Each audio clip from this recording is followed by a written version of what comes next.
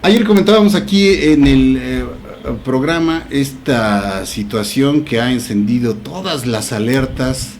Aquí es el caso, aquí en la Ciudad de México, estamos hablando de una cuestión local, pero que pues no se descarta que ante el gobierno federal, que es del mismo signo del local, pues pudiera esto llevarse a otras entidades del país. Afortunadamente hay quien pone el dedo en la llaga, quien alerta sobre este tipo de situaciones que a veces entre tanta vorágine de información, de inseguridad, de violencia, de guerras comerciales, de aranceles, de las mañaneras y todo esto se va perdiendo en cuestiones que son realmente importantes y que nos llegan a afectar.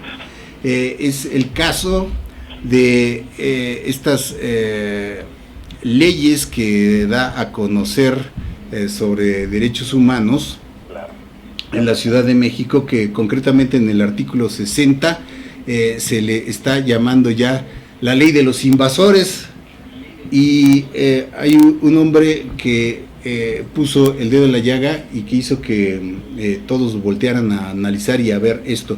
Él, de quien les hablo, es don Ignacio Morales Lechuga, ex procurador general de la República, un hombre de larga data, un hombre de leyes, como podríamos definirlo antes que otra cosa, actualmente notario público, y sabe por ende las connotaciones que algo así traería. Es, decía él, prácticamente lo que se está aquí formalizando, un derecho a la invasión que pone en riesgo otro de los grandes derechos humanos y de las garantías individuales, que es el derecho a la propiedad privada. Por eso quisimos hablar con él directamente para que nos explique y nos hable de todo esto. Don Ignacio Morales, muchísimas gracias, por esta comunicación.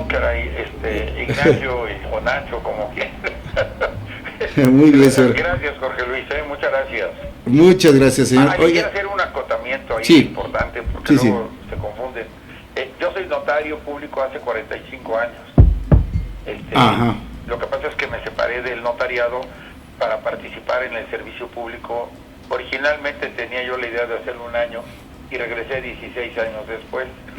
Mire usted, o sea, cuando fue llamado al servicio público, usted hizo una pausa, digamos, en sus labores de notaría. Regresé porque tuve un problema que se llama pobreza o pérdida económica por explicable más que inexplicable.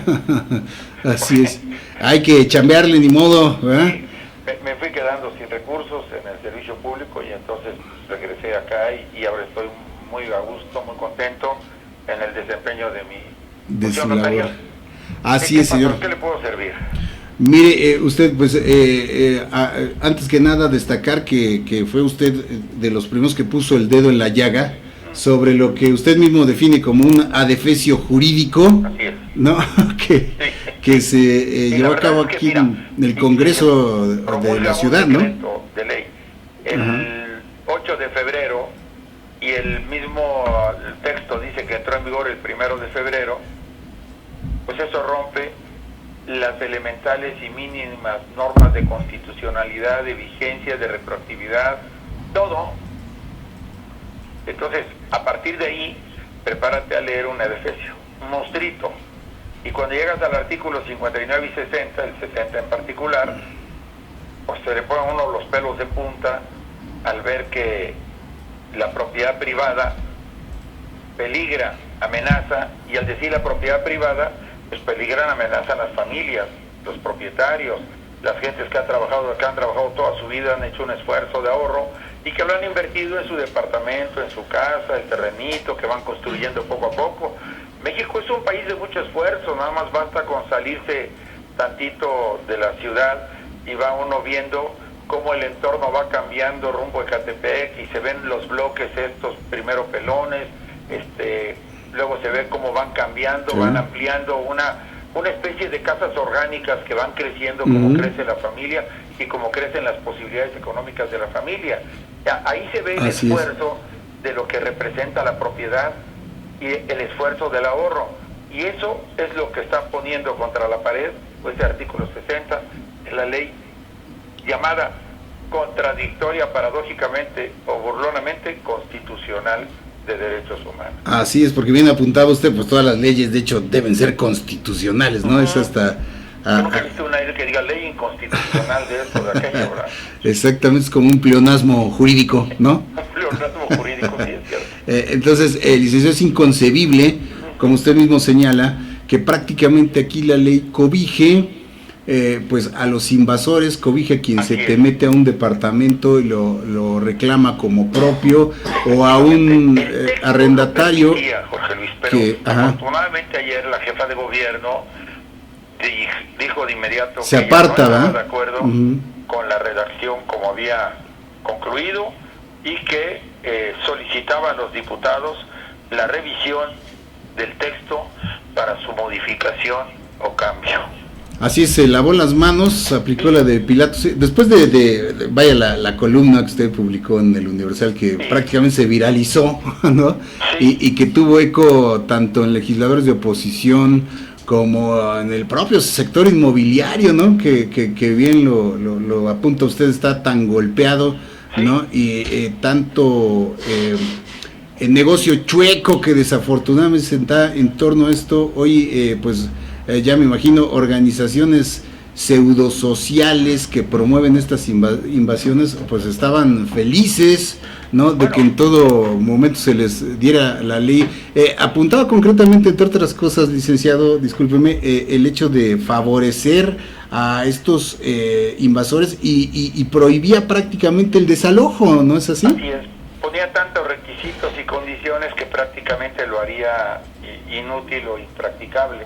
Decía solo en casos excepcionales, y además tenía el mismo propietario que buscar dónde realojar a los invasores. Oiga usted, imagínese que realmente el mundo del revés, licenciado. Exactamente, es una legislación bizarra. El mundo del revés. Ahora, jurídicamente, pues también en caso de que esta ley, digamos, ya vemos que afortunadamente no va a quedar así, ya hay incluso este pronunciamiento de Sheinbaum y desde el Congreso de la Ciudad de México para hacerle modificaciones, pero sería una ley que en todo caso de quedar así podría ser fácilmente combatible jurídicamente, bueno, licenciado, yo digamos. creo que el amparo contra la ley ya se perdió porque es desde febrero, entonces quedaría el amparo contra la aplicación de la ley y como yo lo estoy viendo, sé que desde el 8 de mayo existe un proyecto en el despacho de la jefa de gobierno. Este proyecto de ley aprobado ya por la Asamblea, esa iniciativa aprobada por la Asamblea, regresó, no sé si con observaciones o sin observaciones, para entre otros el artículo 60. Con la declaración de ayer, hasta donde entiendo, hoy en la mañana a las 9 se inicia un debate en el Congreso local para revisar el artículo 60 y de alguna manera atender la petición de la jefa de gobierno. Entonces, saldrá esta nueva ley del Congreso local al despacho de la jefa de gobierno para su promulgación, que o deroga varios artículos de la ley del 8 de febrero, o es una nueva ley que abroga la ley del 8 de febrero y entraría en vigor la nueva ley. Si es así, esta nueva ley permitiría acción de inconstitucionalidad, amparo contra la ley y amparo contra de aplicación de la ley. Si no es así, los artículos que se modifiquen pueden también tender acción de inconstitucionalidad o amparos contra ley, contra artículo y contra aplicación del artículo. Claro, licenciado. Pongamos el caso, en la actualidad, digamos, ahorita una persona que esté enfrentando esta situación, licenciado, de algún invasor, que no es poco, puede, en todo caso, algún abogado ahí con algunos intereses oscuros, acogerse a esta ley que está vigente, licenciado. Es que se aplique prácticamente a los inquilinos o a los comodatarios, pero que un invasor quien lo lance sea el juez de control o bien el Ministerio Público, que tienen facultades ambos órganos por la vía penal para recuperar la posesión o la depositaria del inmueble a los propietarios. Entonces, la nueva redacción distinguiría y diría, a ver, los invasores, los delincuentes, no los vamos a mandar con el juez civil, que se vayan con el Ministerio Público. Claro, como debe de ser. Los arrendatarios con el juez civil, los comodatarios con el juez civil. Ese ya es un principio de orden. Exactamente. A mí me parece correcto. Poner las cosas en su lugar, licenciado. No es lo mismo alguien que llega y se mete que prácticamente pues está cometiendo un allanamiento, ¿no? Sí, exactamente. Que alguien que tiene un conflicto con su casero, ¿no? O con alguna otra persona. Son cosas muy distintas y se entienden perfectamente cuál debe ser, y no ponerlos como está actualmente en la misma bolsa, ¿no? Porque ahorita se les está dando trato preferencial prácticamente a un invasor que a un arrendatario que eventualmente pues sí tenga con qué argumentos, digamos, con qué entablar un juicio en contra de alguien que le está rentando un predio. Ahora, licenciado, una pregunta a usted que pues se la sabe en este asunto.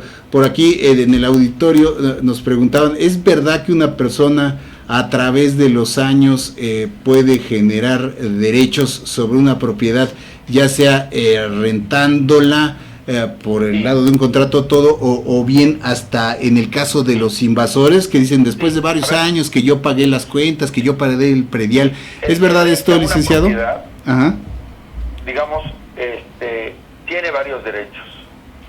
Te los explico de una vez. Están en el artículo 2447 y si es vivienda en el 2448J, y tiene un derecho que se llama el derecho de preferencia por el tanto, que va acompañado de un derecho de retracto, para ser preferido en igualdad de condiciones en caso de venta de la propiedad a un tercero.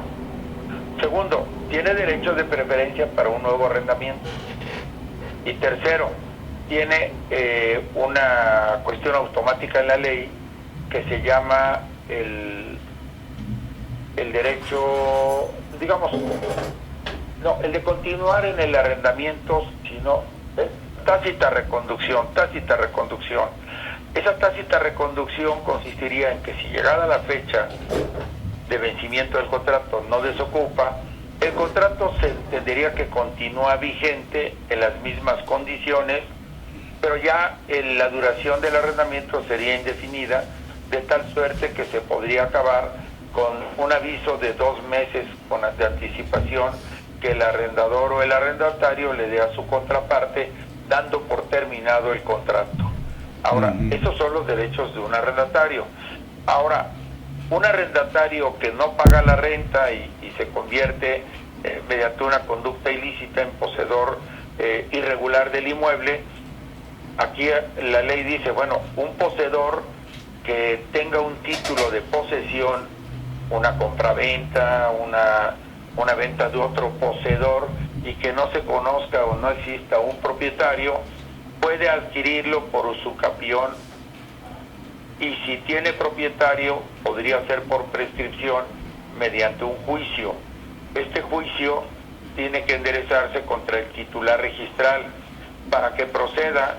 Si actúa él de buena fe y tiene un título justo legítimo, serían 5 años de posesión de manera pacífica, continua, pública y en concepto de propietario. Y si tiene mala fe, la ley exige 10 años. Pero si hay violencia, la violencia interrumpe la prescripción y en todo caso los 10 años se empiezan a contar a partir de que cese la violencia. Y la violencia y los 10 años no eximen de un título justo para entrar como poseedor originario, de acuerdo a la jurisprudencia última de la Corte. La Corte en ese sentido ha sido muy cuidadosa del derecho de propiedad y de la posesión, más que estos legisladores de derechos humanos. Muy bien, licenciado, pues ahí está, muy interesante saberlo y conocer. Otra cosa son también lo que nos hemos enterado recientemente, estos juicios simulados de personas que se asumen como dueños de propiedades en las que ni siquiera tienen que ver, e incluso consiguen que algunas autoridades les respalden en cuanto a desalojos de propiedades. Un predio que seguramente se enteró usted. Lo que ha proliferado en la Ciudad de México Ajá. ha sido ante la muerte de un propietario que no tenga, digamos, conocido un sucesor, un heredero, delincuentes se dedican a tomar posesión de la casa y buscan suplantar la identidad del propietario. Eso, ajá. Y van a sacar un poder muchas veces fuera de la Ciudad de México y con ese poder venden el inmueble. Ah, fíjese nada más, o sea, O hacen dos ventas para borrar la venta anterior. Ajá. Y tratar de aparentar un derecho que se llama la apariencia registral, que está previsto en el artículo 3009 y 3012 del Código Civil de la Ciudad de México.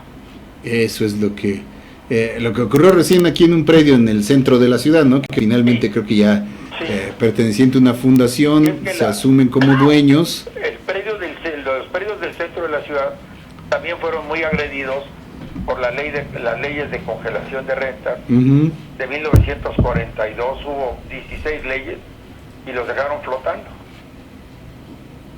Claro, y de ahí es donde se aprovecharon. Pues hay mucho coyotaje, ¿no, licenciado? Ha traído como consecuencia también la destrucción del centro histórico, porque hemos perdido,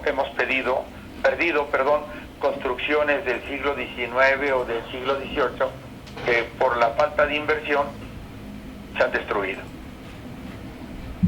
Así es, licenciado. Oiga, y bueno, pues nada más decir que qué bueno que haya puesto usted el acento en este terrible adefesio jurídico, como dijera usted mismo en su columna, porque pues decíamos, ¿qué sigue después de esto, no? El que metan a 10 familias en una residencia, claro, porque es así como en Cuba o en Venezuela, ¿no? Sí. Que se expropiaron residencias para que vivieran familias distintas. Al artículo 91 de la ley bolivariana chavista de Venezuela. Válgame el cielo. Sí, bueno. Ajá. Ya para qué le digo más, le mando un abrazo. Gracias, licenciado, gracias. Y muy honrados con esta participación aquí en Disyuntiva TV, licenciado. Muchas gracias, el licenciado Ignacio Morales Lechuga, notario público, y como le decía, pues un hombre de ley antes que nada. Gracias. Hola, soy Carlos Cuevas. Los invito a que tomen la disyuntiva todos los miércoles de 8:30 a 10 de la mañana aquí por Disyuntiva TV.